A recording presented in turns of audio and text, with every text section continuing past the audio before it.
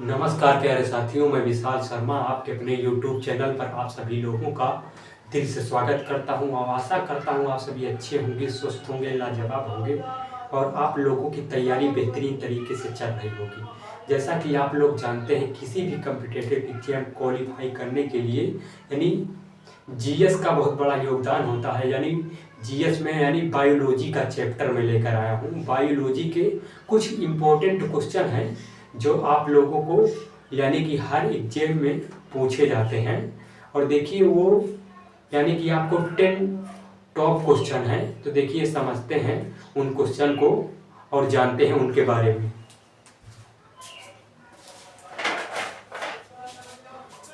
देखिए जीव विज्ञान यानी बायोलॉजी यानी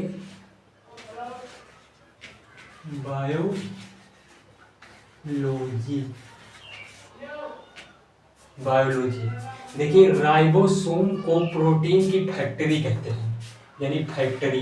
क्योंकि देखिए राइबोसोम एक ऐसा है, जैसे मान लीजिए हमारी कोशिका है वो कहीं पर कट गई है, यानी मान लीजिए आपको कहीं पर चोट लगा है, आप कट गया है, तो वहाँ की जो कोशिका है वो मर जाती है, तो हमारे अंदर राइबोसोम पाया जाता है। यानी राइबोसोम जो होता है हमारे अंदर की कोशिका को पुनः जीवित कर देता है।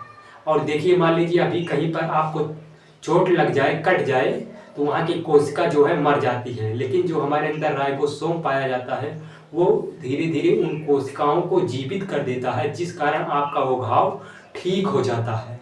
तो देखिए इसे क्या कहा जाता है, राइबोसोम को प्रोटीन की फैक्ट्री कहते हैं।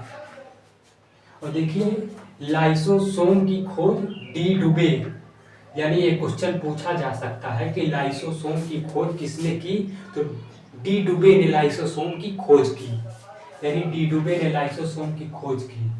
कोशिका को आत्महत्या की थैली कहते हैं, यानी कोशिका को आत्महत्या की थैली कहा जाता है, क्योंकि कोशिका राइबोसोम से जीवित होती है और राइबोसोम से निर्मित होती है। यानी कि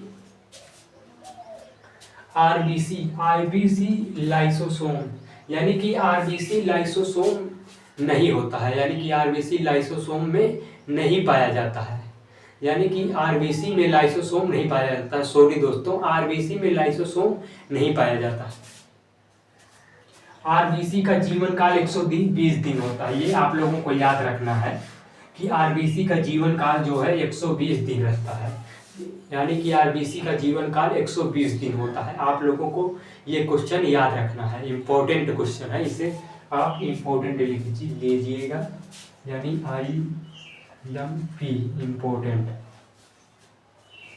प्लीहा या तिल्ली को आरबीसी का कब्र कहते हैं, यानी प्लीहा या तिल्ली को आरबीसी का कब्र कहते हैं, यानी आरबीसी का कब्र कहते हैं।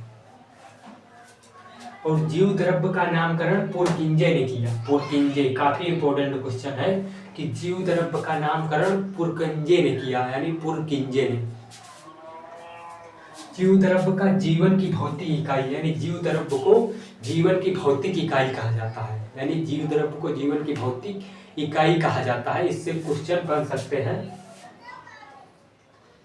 और देखिए 1 रुपए के नोट पर किसके हस्ताक्षर होते हैं, तो ये क्वेश्चन काफी इंपॉर्टेंट है, पूछ सकता है कि 1 रुपए के नोट पर किसके हस्ताक्षर होते हैं, तो वित्त सचिव के हस्ताक्षर होते हैं, यानी 1 रुपए के नोट पर वित्त सचिव